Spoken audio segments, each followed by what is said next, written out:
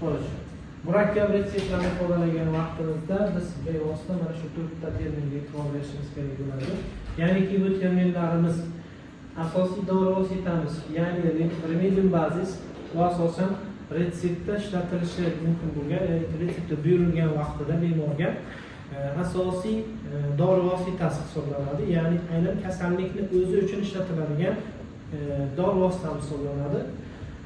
Remedium adjuvans, ya'ni qo'shimcha dori vositamiz asosiy dori vositasiga qo'shimcha ravishda ikkinchi dori vositamiz, ya'ni remedium adjuvans qo'shib beriladi. Misol uchun jigar faoliyati uchun yoki buyrak faoliyati uchun, oshqozon faoliyati uchun, faoliyatini rag'batlantirish uchun qo'llanilgan dori vositasi asosiy dori vosita kamlik qilishi mumkin. Shuning uchun qo'shimcha sifatida, ya'ni dori vositasini ta'sirini ko'paytirish uchun yoki qo'shimcha ravishda rag'batlantirish uchun qo'shimcha dori vositamiz qo'shiladi. Bundan tashqari remedium corrigens degan tushunchamiz bor. Remedium corrigens, ya'ni dori vositamizda xomashyomizda noxush hid va ta'm bo'ladigan bo'lsa, mana bu noxush hid va ta'mni yo'qotish uchun qo'shimcha preparatlarimiz qo'shiladi. Ya'ni bu remedium corrigens hisoblanadi. Misol uchun bu veterinariya farmakologiyasida hayvon turlaridan kelib chiqqan holatda corrigens moddalarini farq qilishi mumkin. Ya'niki qoramollar uchun beriladigan dori vositalarimiz bo'ladigan bo'lsa, bularga corrigens sifatida tuz qo'shishimiz mumkin. Yoki bo'lmasa qo'ylarga beriladigan bo'lsa, qalampirdan foydalanishimiz mumkin. Itlar va mushuklarga esa turli xildagi shirinlantiruvchi mahsulotlarimiz, shakar va sharbatlardan foydalanishimiz mumkin. Mana bular corrigens sifatida hayvon turlaridan foydalanib o'tiladi. Va oxirgi terminimiz remedium constituents, ya'ni dori vositasini ishlab chiqarishda dori vositasiga asosiy ta'sir qiluvchi moddaga qo'shimcha ravishda shakl berish uchun qo'shiladigan moddalarimiz hisoblanadi. Bular remedium constituents hisoblanadi. Shakl beruvchilarga qo'yiladigan asosiy talab, ya'niki asosiy ta'sir qiluvchi moddaning xususiyatlarini, kimyoviy xususiyatlarini, farmakologik xususiyatlarini o'zgartirib, buzib yubormasligi kerak. Buzib yubormagan ravishda bevosita uni shakliga keltirish uchun qo'llaniladigan moddalar hisoblanadi. Bu asosan ko'pchilik holatda tabletka dori shakllari va boshqa dori shakllarni ishlab chiqarishda remedium constituents moddalaridan foydalanib o'tiladi.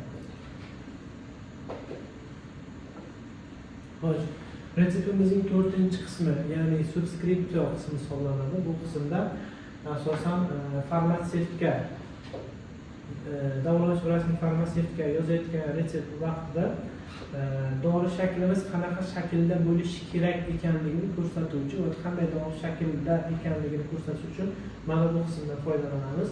Bu qismda ya'niki bittadan ortiq dori vositasini birgalikda qo'llayotgan vaqtimizda ikki xil dori shakli bo'lishi mumkin. Qaysidir eritma, qaysidir kukun shaklida.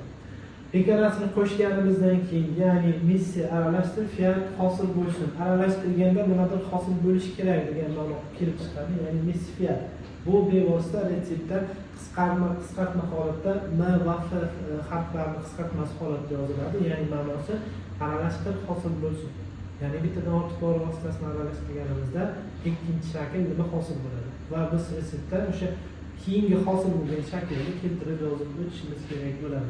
Misol uchun parashok, ya'ni kukun shaklidagi dori vositalarimiz oladigan bo'lsak, ya'niki sefazalin, ceftriaxon yoki penicillin, benzil penicillin mana parashok shaklidasini o'zini erituvchida erityapmiz. Ya'ni naqlxlor eritishimiz mumkin yoki bo'lmasa malakain eritishimiz mumkin. Eritma holatda va kukun holatda ikkalasini qo'shganimizdan keyin hosil bo'lgan dori shakli aynan mana shu qismda keltirib o'tiladi. Retseptimizning 5-qismi, ya'ni signatura qismi hisoblanadi. Signatura qismida bevosita tayyorlab olgan dori vositamizni qaysi usulda, ya'ni parenteral yoki enteral usulda jo'natishimiz bevosita ko'rsatib o'tiladi. Ya'ni qanday shaklda, necha kunlik interval bilan qancha miqdorda jo'natishimiz kerak, mana bu ko'rsatkichlarimiz bevosita dasgina qismida keltiriladi hamda bu qismda mahalliy tilda yoziladi. Ya'ni retsept qaysi hududda yoziladigan bo'lsa, aynan o'sha hududning milliy tilda yozib o'tilishi kerak bo'ladi. Retseptning oxirgi 6-qismi, ya'ni nominativ qismi hisoblanadi. Bunda davolovchi vrachning imzosi va muhri bilan tasdiqlangan holatda bo'ladi. Retsept qachonki o'z kuchiga ega bo'ladi. qachonki o'sha davolovchi vrach bevosita imzosini qo'yganligi ustidan muhr bilan tasdiqlangandan so'ng retseptimiz yuridik holatda o'z kuchiga ega bo'ladi. Bu holatda yana bir foydamiz bor. Retsept yozish vaqtida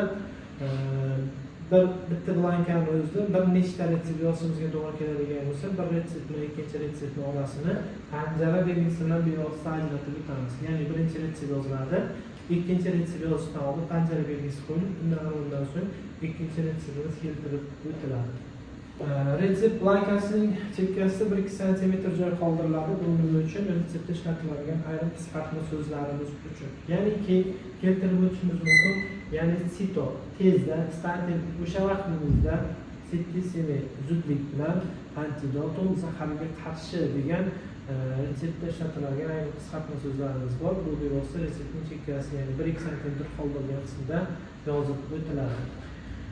Xo'sh, yozilgan retseptlarimizga belgilangan muddatlar qancha vaqt etib belgilanadi? Biz bir termin aytib o'tishimiz kerak, ya'ni dori vositalarimiz 3 guruhga bo'lib olishimiz mumkin. Ya'ni A guruh, B guruh va kam zararli guruh.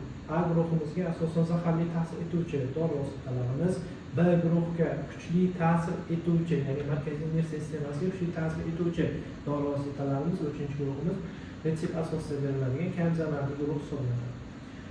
Shu asosga ko'ra A guruh uchun yozilgan dori vositalarimiz yozilgan kundan boshlab bevosita 5 kun muddatda amal qilish muddatiga ega. Ya'ni yozilgan kundan boshlab 5 kun. 6-kun bu retsept bevosita yuridik kuchga ega bo'lmaydi. Keyingi qismi, ya'ni B guruhga kiradigan dori vositalarimiz uchun yozilgan retseptimiz yozilgan kundan boshlab 10 kun muddatda tashkil etadi. Bu ham 10 kun muddatdan keyin o'z yuridik kuchiga yo'qotadi. Bundan so'ng kam zararli retsept asosida beriladigan dori vositalarimiz bo'ladigan bo'lsa, bu ham yozilgan kundan boshlab 2 oy muddatni tashkil etadi. Ya'ni 60 kun muddatni. Bu ham belgilangan muddat o'tgandan so'ng bevosita o'z yuridik kuchini yo'qotadi. Demak, sizlar uchun tayyorlagan video darsligimiz qisqacha shundan iborat edi. E'tiborlaringiz uchun rahmat.